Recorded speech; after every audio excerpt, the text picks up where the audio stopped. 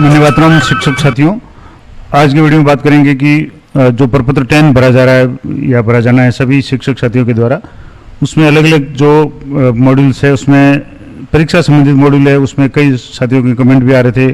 कई लोगों ने व्हाट्सएप पे भी पूछा है कि कहाँ का क्या क्या पढ़ना है। तो आज की वीडियो में बात करेंगे कि आप जैसे ही प्रपत्र 10 है वो आप जैसे स्टाफ लॉगिन से लॉगिन करेंगे और प्रोफाइल में जाएंगे, और प्रोफाइल में जाने के बाद में एंट्री फॉर्म P10 इस पर आप क्लिक करेंगे तो आपके इस तरीके से यहाँ अलग अलग जो भी ऑप्शंस मिलेंगे मॉड्यूल्स है, जिसमें पहला पर्सनल है, दूसरा शैक्षिक, तीसरा प्रशैक्षिक, फिर सेवा का, पदोन्नति, पारिवारिक, एड्रेस, बैंक, और उसके बाद में जो सेकेंड लास्ट है वो है स्टूडेंट रिजल्ट या विद्यार्थी परिणाम। अब इसमें कई लोगों के क्या क्या ऑपरेशन है, पहले तो मैं आपको बता देता हूँ, उसके बाद में उसको कैसे भरेंगे। तो यहाँ जैसे व्यू पे क्लिक करेंगे तो एक तो आपको यहाँ जो सत्र है, यहाँ सत्र दिए हुए हैं 21, 22, 22, 23, 23, 24, 24, 25 और 25, 26, यानी आपको 5 जो सत्र है उनका रिजल्ट भरना है। अब दूसरी बात, यहाँ एक जैसे इस मान लो 25, 26 की बात करें तो एक सत्र आपको सेलेक्ट करके एक एक आपको पढ़ना है। उसके बाद में बात करेंगे भूमिका की, यानी आपकी भूमिका क्या है। तो इसमें जैसे अलग अलग ऑप्शंस हैं, जैसे भूमिका आपकी संस्था प्रधान के रूप में है, कक्षा अध्यापन यानी कक्षा अध्यापक के रूप में है, या अध्यापन कार्य नहीं करवाया, अन्य कोई काम किया, तो वो आपको सेलेक्ट करना है। उसके बाद यहाँ से जो दूसरे ऑप्शंस हैं, मैं आपको दूसरे ऑप्शन भी बता देता हूँ। यहाँ से जैसे उसके बाद में आपको जिला सेलेक्ट करना है, आपका जो भी जिला है। उसके बाद में आपको विद्यालय सेलेक्ट करना है, ब्लॉक सेलेक्ट करना है। उसके बाद में यहाँ से अध्यापन करवाई की कक्षा, यानी कौन सी क्लास में आपने अध्यापन करवाया है। अंतिम परीक्षा में प्रविष्ट कुल विद्यार्थी, यानी बोर्ड, यहाँ जो भी कक्षाएं हैं वो यहाँ से जैसे मैं आपको बता दूँ, यहाँ से कक्षाएं हैं वो बोर्ड क्लासों का ही आएगा। तो मैं आपको बोर्ड क्लासों का बताऊँगा। यहाँ से जैसे भूमिका ग्रुप में कक्षा अध्यापक मैंने कर लिया। अब यहाँ से आपको डिस्ट्रिक्ट आपका जो भी है वो सिलेक्ट करना है। तो यहाँ से जैसे डिस्ट्रिक्ट कर लिया। उसके बाद में यहाँ से ब्लॉक है तो ब्लॉक कर लें। अब उसके बाद में स्कूल का नाम है तो आपको हमने यहाँ जो भी स्कूल है गवर्नमेंट आपकी जो भी स्कूल है इस लिस्ट में से आपको अपने स्कूल को सिलेक्ट कर लेना है। यहाँ से जैसे मैं स्कूल सेलेक्ट कर लेता हूँ। उसके बाद में यहाँ आपके कक्षाएँ, अब कक्षाएँ यहाँ कितनी आ रही है, 5, 8, 10 और 12, यानी 5वीं बोर्ड, 8वीं बोर्ड, 10वीं बोर्ड और 12वीं बोर्ड। जो भी आप इनमें से जिस भी क्लास में अध्ययन करवाते हैं, अध्यापन करवाते हैं, यानी जो भी विषय पढ़ाते हैं उसकी एंट्री आपको करनी है। जैसे मान लो मैं 10वीं क्लास का एक एग्जाम्पल ले रहा हूँ, यानी 10वीं में जैसे मैं पढ़ा रहा हूँ तो क्लास सेलेक्ट कर ली। अब आपको यहाँ सेलेक्ट करना है सब्जेक्ट या अध्यापन का विषय। थोड़ा सा इसको मैं छोटा कर लेता हूँ क्योंकि काफ़ी बड़े फॉन्ट हो रहे हैं। तो यहाँ से दूसरा जो ऑप्शन है वो है विषय। तो आपका विषय क्या है, तो यहाँ से जैसे मैंने मैथ सेलेक्ट कर लिया। 10वीं में जैसे मैंने मैथ्स अध्यापन करवाया तो मैथ्स ले लिया। अब अंतिम परीक्षा में कुल प्रविष्ट विद्यार्थी, यानी कुल कितने विद्यार्थी प्रविष्ट हुए बोर्ड परीक्षा में। तो जैसे 10वीं मैंने ऊपर सेलेक्ट किया तो ये आपको 10वीं का पढ़ना है। अब मान लो 10वीं में जैसे मान लो 36 स्टूडेंट्स थे, बच्चे थे, तो मैंने 36 पर लिए। अब उसके बाद में 90 से अधिक अंक प्राप्त करने वाले विद्यार्थियों की संख्या। अब ये सारा आपको स्कूल के रिजल्ट से मिल जाएगा। अगर आप नहीं इसमें रिजल्ट से अगर आप अभी जैसे तुरंत पता करना चाहें तो एक ऑप्शन मैं आपको बता रहा हूँ, एक जो साइट है, वेबसाइट है, वो है रैंक गुरुजी, rankguruji.com। इस पर आप जैसे क्लिक करेंगे तो यहाँ आपको सारे रिजल्ट वगैरह है वो इसके होम पेज पे जा करके सर्च करेंगे तो सारे रिजल्ट मिल जाएंगे। अब यहाँ से जैसे board school result wise search करेंगे तो यहाँ से जैसे राजस्थान सेलेक्ट कर लिया, 2026 सेलेक्ट कर लिया, 2 साल के तो रिजल्ट मिल जाएंगे। यहाँ कक्षा 10वीं और 12वीं का है तो मैंने 10वीं सेलेक्ट कर ली। अब यहाँ 10वीं के किसी भी एक बच्चे का रोल नंबर डालेंगे और फैच स्कूल रिकॉर्ड करेंगे तो पूरे स्कूल का रिकॉर्ड आ जाएगा। स्टूडेंट रिकॉर्ड करेंगे तो स्टूडेंट के डिटेल्स आ जाएगा। जब यहाँ से जैसे मैंने 10वीं का यहाँ से डाउनलोड किया तो यहाँ 10वीं की पूरे डिटेल पूरा का पूरा रिजल्ट है वो यहाँ से डाउनलोड हो गया। यहाँ से जैसे आप देखेंगे तो रोल नंबर है, बच्चे का नाम है, फादर का नाम, Hindi, English, math, science, mathematics, Sanskrit वगैरह में कितने हैं नंबर से, मार्क्स है। और उसके बाद में यहाँ से आप इसको देखेंगे तो परसेंटेज वगैरह भी है, फर्स्ट डिवीज़न, सेकंड डिवीज़न, कितने परसेंट बने, ये सारा आ रहा है। इसके अलावा यहाँ आपकी समरी भी मिल जाएगी कि जैसे हिंदी में है टोटल कितने स्टूडेंट थे तो 36, फर्स्ट डिवीज़न कितने हैं 27, सेकंड डिवीज़न कितने हैं, थर्ड डिवीज़न कितने हैं, और डिस्टिंक्शन कितने हैं, सप्लीमेंट्री कितने हैं, फेल कितने हैं, एब्सेंट कितने हैं, और रिजल्ट क्या रहा जैसे 100%। इसी तरीके से मैथ्स का अगर देखें तो 36 में से 14 है, फर्स्ट डिवीज़न है, सेकंड डिवीज़न 22 है। इसके अलावा अन्य जो डिस्टिंक्शन है वो 4 है। तो ये अलग अलग तरीके के जो आपको रिजल्ट है वो अब यहाँ से आपको मिल जाएंगे। अब यहाँ से जैसे बात करेंगे तो यहाँ 90% से अधिक अंक प्राप्त करने वाले विद्यार्थियों की संख्या। तो अब यहाँ जैसे इसमें एक तरीका तो ये है कि आप यहाँ से चेक कर लेंगे इसमें से 90 गणित में किसके हैं तो वो आप यहाँ से देख लें। अगर नहीं है तो आप एक और ऑप्शन इसमें बता दूं मैं आपको कि यहाँ इसको आप एक्सपोर्ट एज एक्सेल कर लें। यहाँ से जैसे इसको एक्सेल ग्रुप में आप डाउनलोड कर लेंगे तो ये एक्सेल ग्रुप में ये डाउनलोड हो गया रिजल्ट पूरा, और यहाँ से इसको आप एक्सेल ग्रुप में डाउनलोड करेंगे। अब एक्सेल ग्रुप में डाउनलोड करने के बाद में इस तरीके से आपकी लिस्ट शो हो जाएगी। अब इसी लिस्ट को आप यहाँ से सॉर्ट करेंगे, जैसे मैथ्स का है, अब इसको मैथ्स को यहाँ से सॉर्ट कर ली, A to Z कर लिया यहाँ से, तो ये सॉर्ट करेंगे तो यहाँ आपके जो भी स्टूडेंट नाम आ जाएगा और यहाँ से मार्क्स आ जाएंगे। यहाँ आप देखेंगे तो यहाँ से जो भी मार्क्स है, अब यहाँ 46 से लेकर के यहाँ से जो मार्क्स है, अब यहाँ आप देखेंगे तो 89 है, 83 है और 92 हाईएस्ट जो है वो 92 है, और एक बच्चा है तो 90 से ऊपर यहाँ जैसे पूछा है तो यहाँ आपको 90% या उससे अधिक है तो यहाँ एक कर दिया मैंने। उसके बाद में दूसरा पूछा है कि 75% या उससे अधिक और 90%, 75 से 90, तो यहाँ से जैसे आप इस पर क्लिक करेंगे तो 75 से 90 यहाँ से आप कैलकुलेट कर लें। 75 से 90 का मतलब हो गया 1, 2 और 3, और ये 91 वाला तो है तो अलग हो गया 92 वाला, तो 3 यहाँ आपके इस तरीके की आ जाएंगे। तो यहाँ 3 हो गए तो यहाँ मैंने 3 कर दिया। अब आगे हैं 60% से 75 के बीच में, तो 60 से 75 के बीच में आपको यहाँ से सेलेक्ट करना है। तो यहाँ से 60 के 75 के बीच में आपके जितने भी है 60 प्लस 60 से है तो आप यहाँ से 60 वाले गिन लें, 1, 2, 3, 4, 5, 6, 7, 8, 9, 10, क्योंकि 75 को शामिल कर लिया तो 10 है वो आपके यहाँ इस तरीके से आ जाएंगे। तो यहाँ हो गए 10, इसको 0 को हटा दें और यहाँ से 10 कर लें।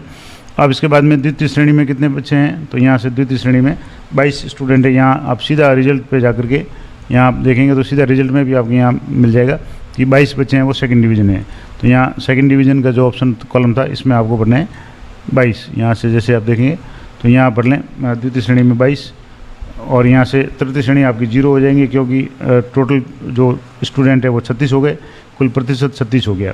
अब ये तो हो गया आपका कि कितने बच्चे थे और कितने 90 से ऊपर कितने थे, 75 से 90 के बीच में कितने थे, 60 से 75 के बीच में कितने हैं, और सेकंड डिवीज़न कितने हैं, थर्ड डिवीज़न कितने हैं, और टोटल परसेंटेज 100 होना चाहिए, अपना पता चल जाएगा। कुल विद्यार्थी जो उत्तीर्ण थे वो के वो विद्यार्थी यहाँ आएंगे।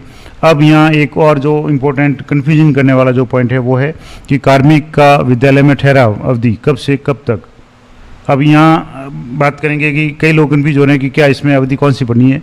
एक अवधि तो ये हो सकती है कि कार्मिक की सेवा इस विद्यालय में कब से कब तक है, लेकिन चूंकि रिजल्ट की बात कर रहे हैं और यहाँ हमने सेलेक्ट किया है 17, 25, 26, तो सीधी सी बात है कि ये सत्र वाइज अलग अलग भरा जाएगा।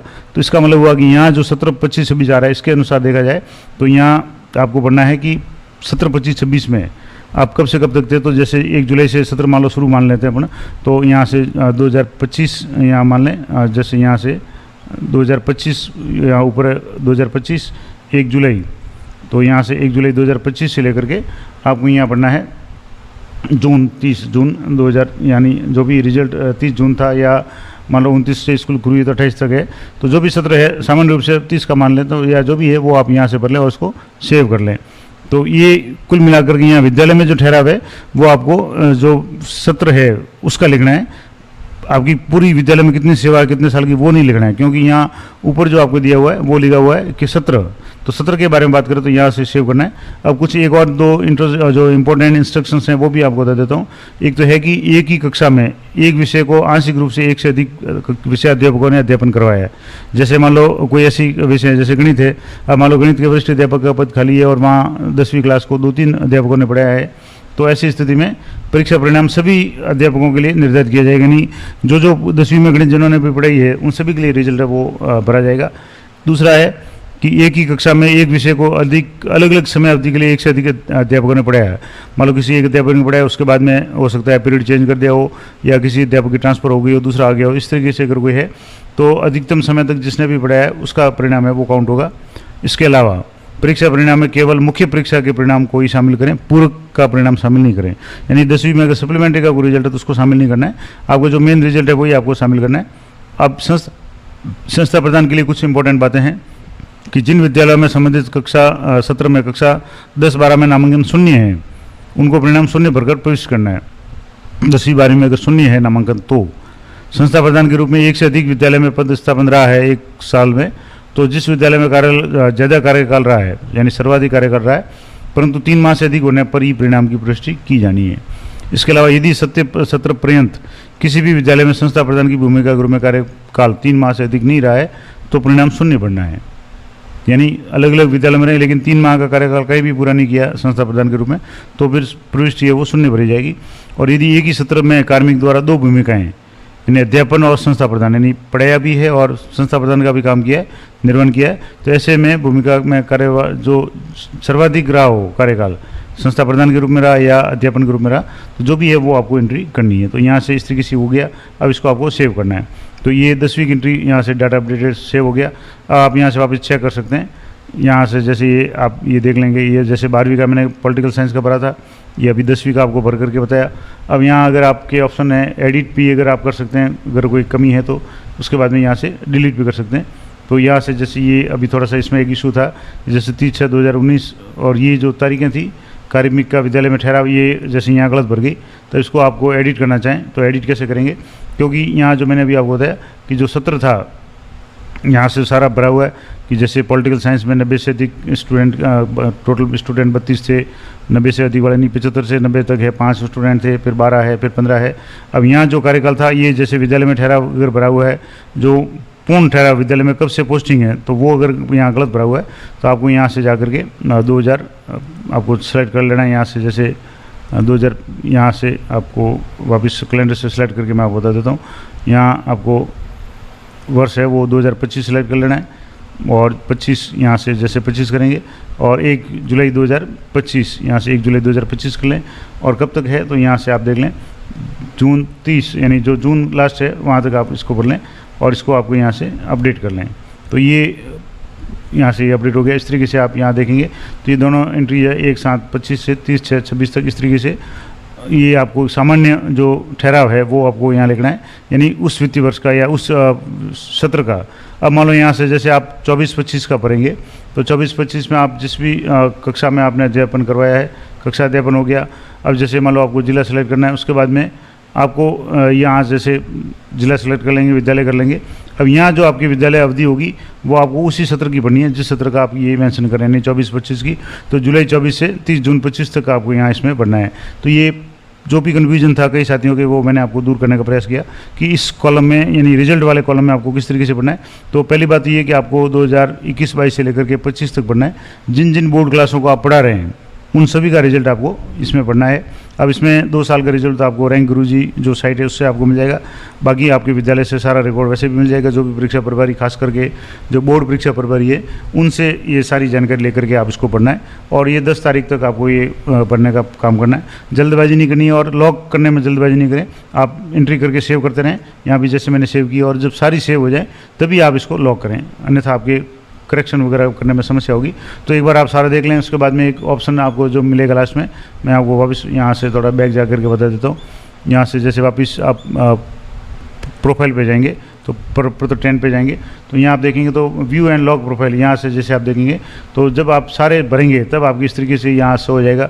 अब काफ़ी चीज़ें आपकी यहाँ जैसे भरी हुई है, काफ़ी कुछ चीज़ें नहीं भरी हुई है।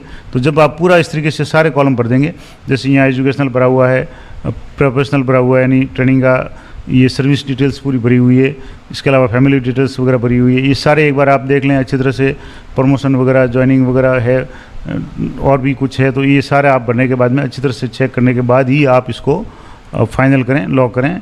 तो ये पूरा मैंने आपको डिटेल में बता दिया कि जो रिजल्ट वाला सेक्शन है वो आपको किस तरीके से पढ़ना है। अन्य सेक्शन के बारे में अन्य वीडियो में भी आपको जानकारी दी है। और भी अगर आपके कुछ कन्फ्यूजन है तो मैं अगले वीडियो में और डिटेल में प्रत्येक मॉड्यूल वाइज, टॉपिक वाइज आपको वीडियो उपलब्ध करा दूंगा। तो मिलते हैं नेक्स्ट वीडियो में, तब तक जय हिंद, जय भारत।